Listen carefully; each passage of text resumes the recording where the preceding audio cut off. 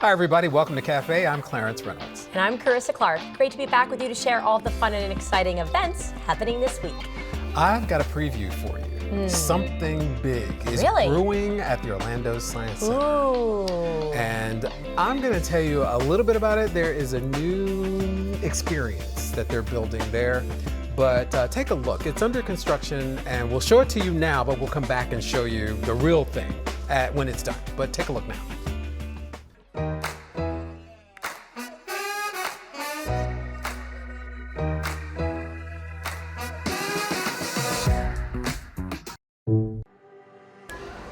I'm at the Orlando Science Center, and I'm standing in front of what was the Cinedome.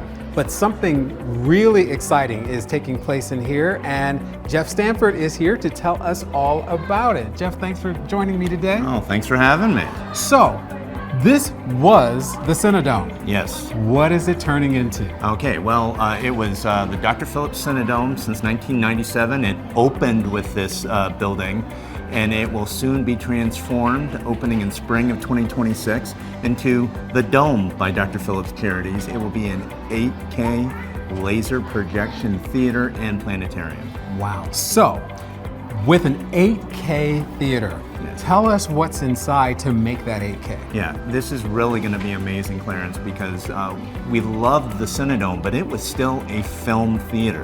When it opened in 1997, it was totally cutting edge.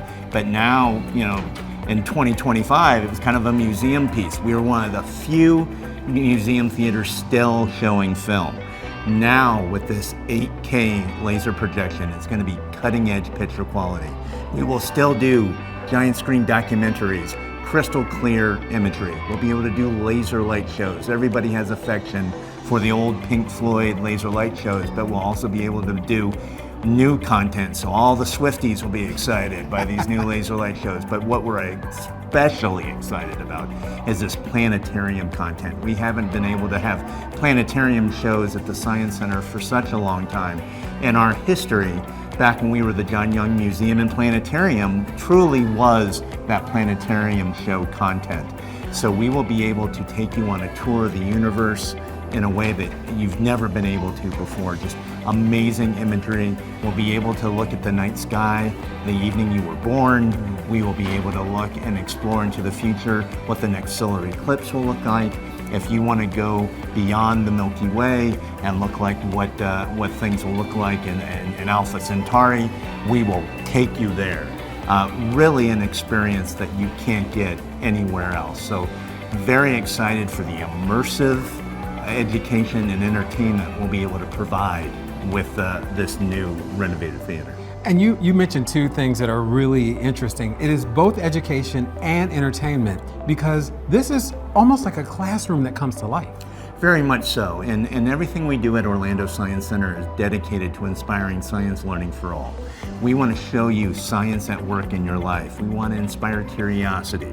We want to engage you in an educational journey, and that happens when you are entertained, when you're excited. You learn more while you're having a good time. So this is truly an effort to immerse you in astronomy, to ignite that curiosity to learn more, and provide this in a way unlike any way you've experienced before. So the Dome by Dr. Phillips Charities is under construction, but I'd like to see inside. Can I go inside? Absolutely. I've got Stephen Holt waiting inside to show you around. All right, let's go in there. Okay. Thank you. And that so we can discuss the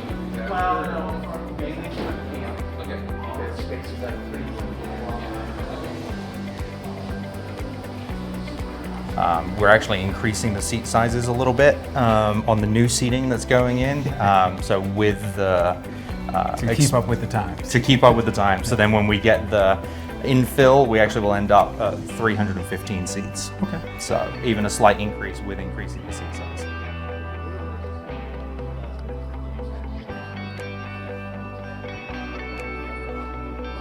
So this will allow us to reskin the dome. So we take down the screen that you see here that was original, and it gets replaced. The frame stays, it's been recertified. So From the top to the bottom, how tall is it? 8 stories. Okay. Wow.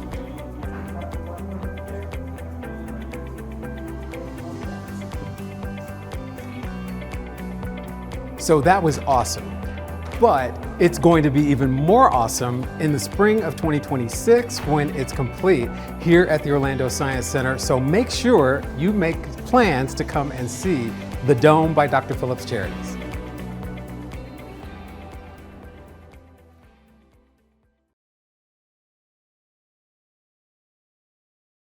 Oh my goodness. Just like This is a big deal.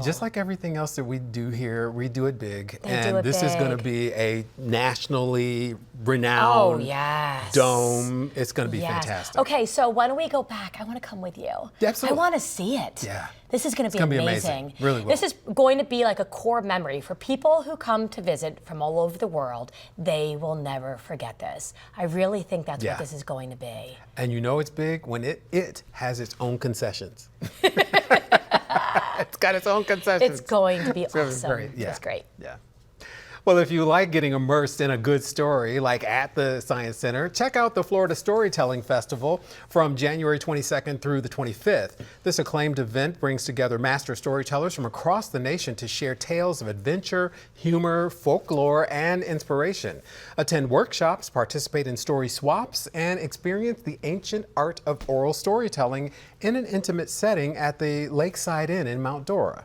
Whether you're a storyteller or simply love a good story, this festival celebrates the power of narrative. For a schedule and tickets, visit flstory.com. The Central Florida Film Festival returns January 23rd through the 26th. This exciting event showcases independent films from local and international filmmakers, including feature films, documentaries, shorts, student works. Attend screenings, meet directors and actors, and participate in Q&A sessions that offer insight into the filmmaking process. It's a celebration of independent cinema and storytelling at its finest. It all takes place at Epic Theaters, Mount Dora. For film schedule and passes, visit filmfreeway.com. The Orange City Blue Spring Manatee Festival takes place January 24th and 25th from 9 to 5 p.m. and celebrate Florida's beloved gentle giants with this family-friendly event featuring live music, arts and crafts vendors, delicious food, and educational exhibits about manatee conservation. Visit nearby Blue Spring State Park to see manatees in their natural habitat as they seek warm waters during the winter months. It's a perfect weekend getaway to learn about and appreciate these amazing creatures. For more information, visit themanateefestival.com. Eatonville presents Zora, Outdoor Festival of the Arts, from January 30th through February 1st. This vibrant celebration offers the legacy of Zora Neale Hurston, the acclaimed author and anthropologist who called Eatonville home. Enjoy 3 days of live music, theatrical performances, storytelling, dance, visual arts, and delicious food from diverse cultures. This free festival brings a community together to celebrate African American culture and the arts. For full schedule and details, visit zorafestival.org.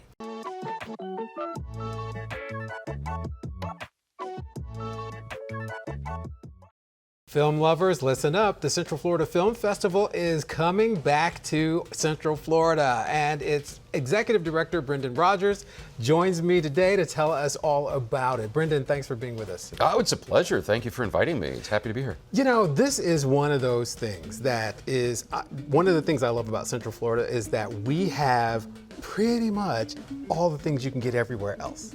And this film festival is one of those examples because it brings films here that otherwise wouldn't be seen. So tell us all about the Central Florida Film Festival. So we're going now into our 20th year. It's an international independent film festival. As you said, we have films from all over the world, all kinds of genres. So we tend to get everything, obviously comedy and drama, but we have horror, suspense, thriller, sci-fi, fantasy. We have student projects, we have documentary projects, feature-length shorts, and so there's really kind of animation is another one. So there's probably something for just about everybody, taste-wise, that they might want to get out of indie films and films that they wouldn't see really anywhere else. And these are films, obviously you said international, so not just from Central Florida. These are Oh, no. These are films from everywhere, and you really almost get a chance to see what could be next in the world of filmmaking and what's going on. Sure. This is where you get sort of a glimpse into the future of where things could go. Yeah, we just actually, I think it was, I can't remember if it was this year or past year, like the Academy Award winner for Best Director had a film in this festival, like, 15 something years ago. So you can actually, if you come and network and just, talk to the filmmakers and Q&A panels and stuff, you might be talking to somebody who will go on to be an Oscar winner. Right. So you mentioned networking, because that's a really big component of the festival. So tell us why and what people can expect when it comes to networking. Well, especially for the filmmakers, the networking component is huge, because if you're a filmmaker, let's say from Los Angeles, you might meet a filmmaker from Florida or from New York or from London or wherever. It affords you the opportunity to actually meet, connect with them. There's no pressure. You're not in a pitch meeting. You're just getting to sit and talk with them at one of our mixers that we have at the theater each of the 3 nights of the festival, and just get to sort of know them in a casual way. And that's really one of the reasons why our festival, I think, seems to be so well received by the filmmakers, and also why the filmmakers were a little salty during COVID, because all the festivals were virtual and you didn't have that. The closest thing to a talkback or a Q&A was like, watching the opening of the Brady Bunch, where everybody was like on the screen, and it's really hard to really talk about your project, or especially network with anybody when you're in that format. So the in-person sort of component to the festival, and the filmmakers actually coming to the festival, is a huge part of what makes it successful. And we're always happy to see that, because then you never know. It's happened before where a few years later you get a film submitted to you and it's like, oh, wait a minute, this filmmaker and that filmmaker, they met at our festival, so now they're getting to work together. And it's one of the interesting things. This is when I was on the website and I was looking, and networking is a huge component, because a lot of people don't realize talent will take you so far.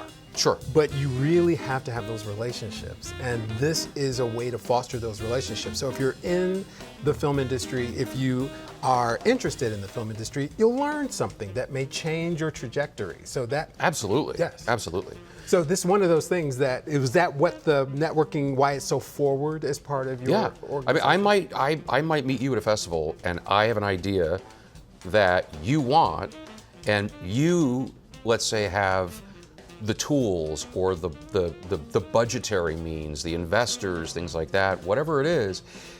We meet, and all of a sudden puts it right together, and all of a sudden you and I have a movie together, which we never would have done had we not met at that festival. Exactly.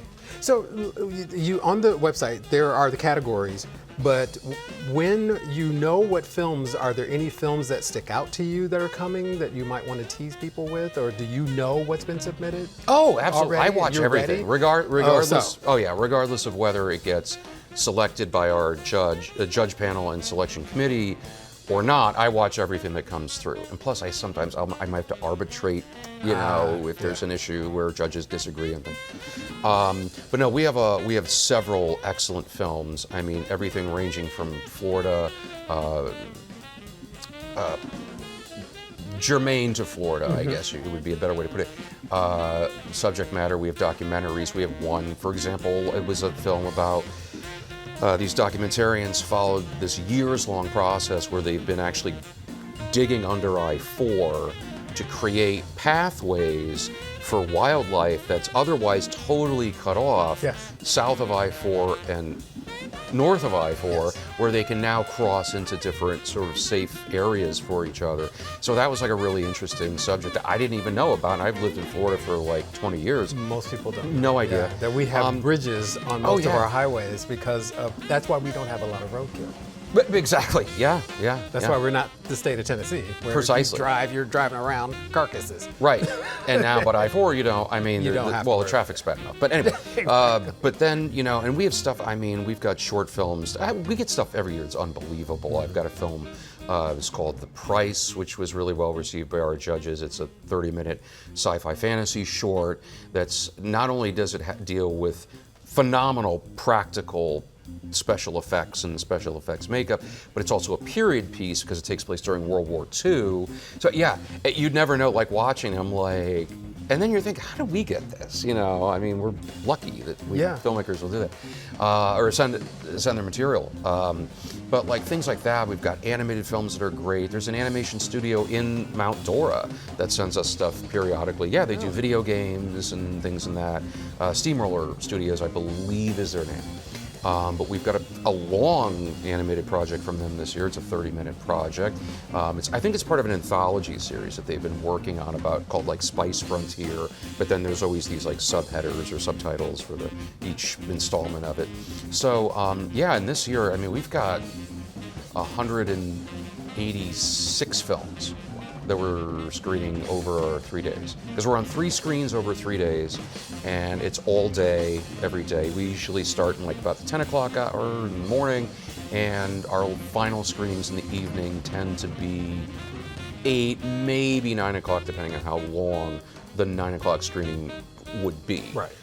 Because each night we have mixers that are right in the lobby of the theater, because there's a big lounge that they sort of let us take over, and that's where we have our, you know, all the guests hang out and, you know, shoot the breeze and hopefully make new connections. So you don't have to worry about going to New York. You can go to Mount Dora. You can go to Mount Dora. Have a similar experience here in Central Florida with the Central Florida Film Festival. Give us the dates and the location. Sure. So the dates are going to be January 23rd, 24th, 25th. It's at Epic Theaters in Mount Dora. It's 2300 Spring Harbor Boulevard. It's kind of right on US 441 there. Isn't everything? It is. It is. Well, not downtown, but That's true. But That's thankfully true. we're not That's true. downtown. Only because I mean downtown's gorgeous, but the parking could be a little. Yes. So where we are is great because it's just the theater standalone. Right. It's not even in a plaza. It's got its own parking. So that's a breeze to get in and out of. There's a lot of local restaurants and things in the area. So if you have an all-day pass and you want to leave, you know, take a little break for an hour, go to a restaurant, things like that, you're welcome to do it. Come back and then watch whatever else you want to see for, you know, the rest of the afternoon or whatever happens to be. So if I wanted to purchase a pass or individual tickets, I would go to what website? Cenflo, CENFLO, which is basically our street name or colloquial name, Cenflo, because Central Florida Film Festival is like, oh, we're going to Cenflo. They don't say the whole name. It's cenflo.us. There's a ticketing link there that'll take you to our Film Freeway page, which is also for obviously where the filmmakers submit their projects to us. And then they have 3 different tiers of passes they can buy. They can buy a single screening pass, an all-day pass for any one of the 3 days, or they can buy a pass for all 3 days. Excellent, excellent. Well, thank you so much. And again, if you are someone who loves film, this is your opportunity at the Central Florida Film Festival. Brendan, thank you very much for being here. Oh, it's my pleasure. This has been a ball. Thank you so Absolutely. much for having me. Good to have you. Thank you.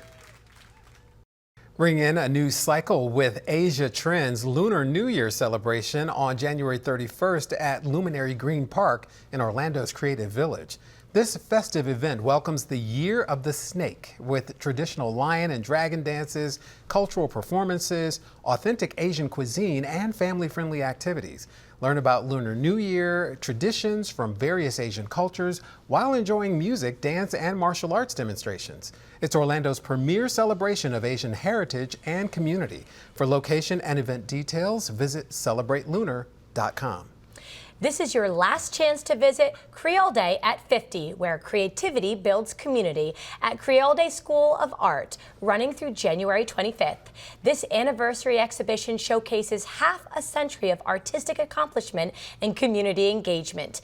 View works by students, faculty, and alumni that demonstrate the school's enduring impact of Central Florida's arts landscape. Celebrate this milestone with the institution that has inspired countless artists and art lovers. For specific days and times, visit creoleday.org. So for Taste of the Town, there's this amazing food hall. It's in Apopka, and it's called Halls on 5th in Apopka. And they have this delicious dessert spot. It is like award-winning. It's a very big deal. It is called Parlor Kitchen. Oh my goodness. Take a look.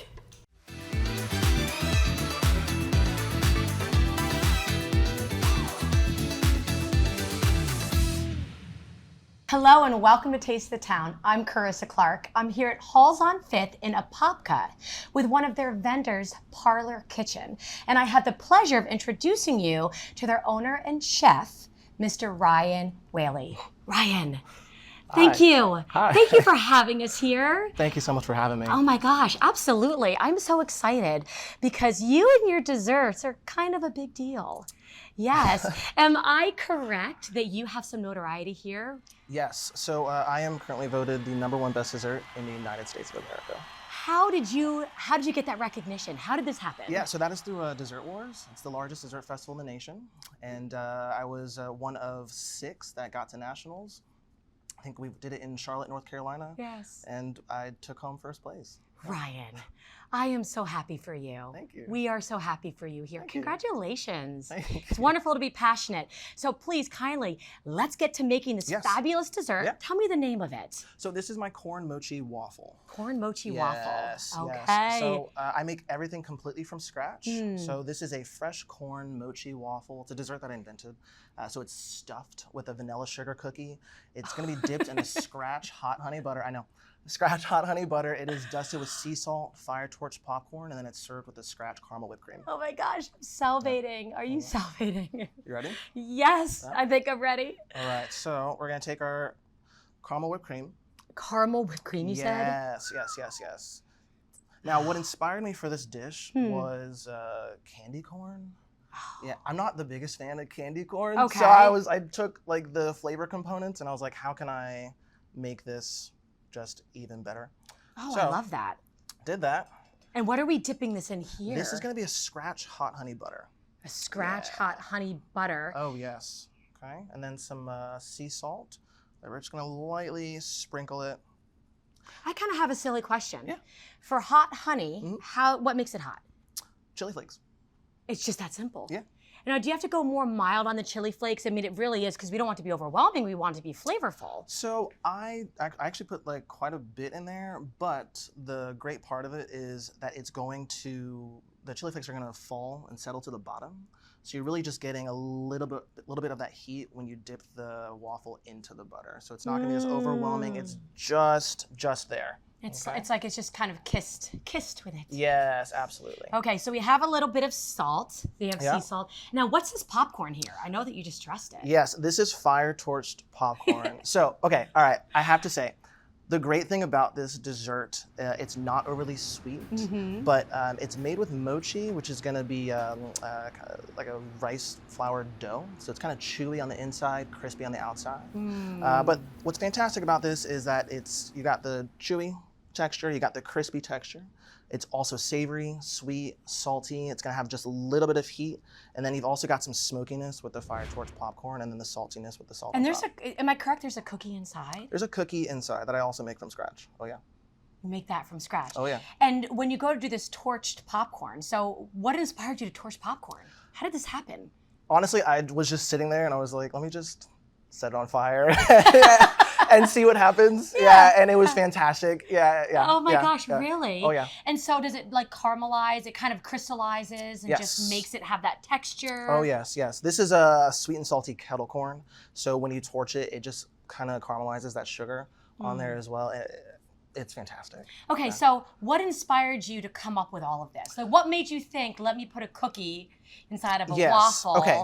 with the rice mochi? Yes. So I must say, when I started this 4 or 5 years ago, I was known for making cookies and, ironically, mac and cheese. Ooh, And so I okay. wanted to venture out and do like a chicken and waffles, but I wanted the waffle to be made out of my mac and cheese. Oh. Yeah. So what I did was I found a giant waffle maker, excuse me. Out of the mac and cheese, oil was everywhere. So I was like, all right, I was panicking. I was like, you know what, Halloween's coming up. What if I just make a waffle, I'll dye it black. I've got Disney award-winning cookies. I'll stuff it inside, see what happens. And it was sensational. It was fantastic. I ended up calling it Vampire's Breakfast. And then it took off and I never looked back at doing the mac and cheese waffle. So I love that. So my takeaway here too is that you're passionate and that Yeah. you're creative and that you just kind of pushed through that fear and said, I'm just going to celebrate Oh, yeah. what I love. Oh yeah.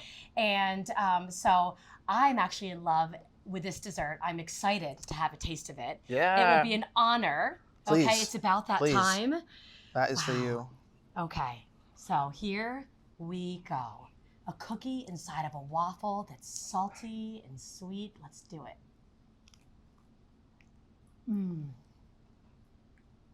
Ryan. It's so good. Thank you. Ryan, I love it. Thank you. It makes me want to tap dance. It is fantastic.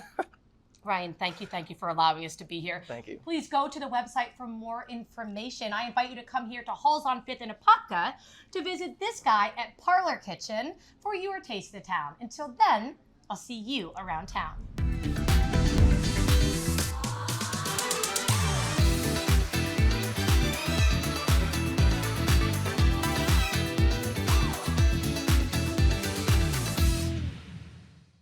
I think I'm going to start fasting now. If I fast now, I can just eat my way through Parlor Kitchen. You know, I've never had anything like it. Like, I'm closing my eyes, Claire, so I'm thinking about it. Not only is he fantastic, he's so creative, it is so fresh. It is salty and sweet, and it's like what dreams are made of. It is waffle heaven. It is waffle heaven. So not only take your South, take the ones you love. I'll see you there. I'll see you too. The Orlando Science Center presents Science on Tap on January 24th. This event combines science with socializing in a relaxed atmosphere.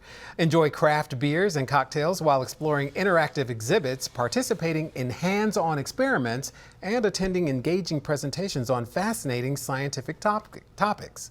It's the perfect way for adults to rediscover the wonder of science in a fun and informal setting. For tickets and more information, visit osc.org. I've got lots of friends who like a little bit of the science of beer, so that'll be perfect. It is for some really friends. interesting. It is truly science. Yeah. And that is the point. They're like braiding together. Yeah, it'll be fun and fun too. Yeah, a little bit of fun. Yes. Well, That's that great. wraps up this week of events. And if you have one that you'd like to share with us for next month, send us an email at cafe@ocfl.net. I'm Clarence Reynolds. And I'm Carissa Clark. Remember to join us next week to see what's new and exciting in your community. And remember, find the source and explore it.